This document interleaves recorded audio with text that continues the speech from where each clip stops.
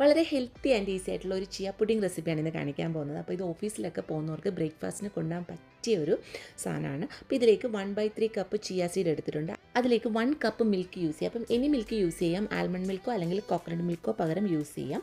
ഇനിയും 1 ടീസ്പൂൺ യോഗട്ടും കൂടി ഇതിനകത്തോട്ട് യൂസ് ചെയ്യുന്നുണ്ട്. പിന്നെ മധുരത്തിന് വേണ്ടിയിട്ട് കുറച്ച് ഹണി. അപ്പോൾ ഇതെല്ലാം കൂടെ നന്നായിട്ട് മിക്സ് ചെയ്തതിന് ശേഷം മിനിമം ഒരു 2 അവേഴ്സ് റെഫ്രിജറേറ്റ് ചെയ്യുക.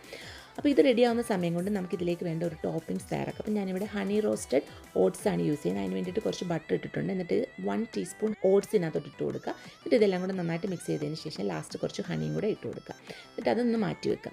അപ്പോഴത്തേക്ക് നമ്മുടെ പുഡിംഗ് ഇവിടെ തയ്യാറായിട്ടുണ്ട്. ഇതൊന്ന് ഓപ്പൺ ചെയ്യാം. ഇതാണ്ട് കറക്റ്റ് കൺസിസ്റ്റൻസിയിൽ ഇത് എത്തിയിട്ടുണ്ട്. ഇതാണ് ഇതിൻ്റെ കറക്റ്റ് കൺസിസ്റ്റൻസി. ഇനി ഇതിലേക്ക് വേണ്ട ടോപ്പിംഗ്സ് ആഡ് ചെയ്തിട്ട് നമുക്ക് കഴിക്കാവുന്നതാണ്.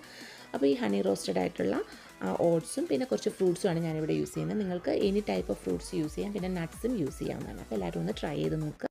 ഫൈബർ ആൻഡ് പ്രോട്ടീൻ റിച്ച് ആയിട്ടുള്ളൊരു ഹെൽത്തി ബ്രേക്ക്ഫാസ്റ്റ്.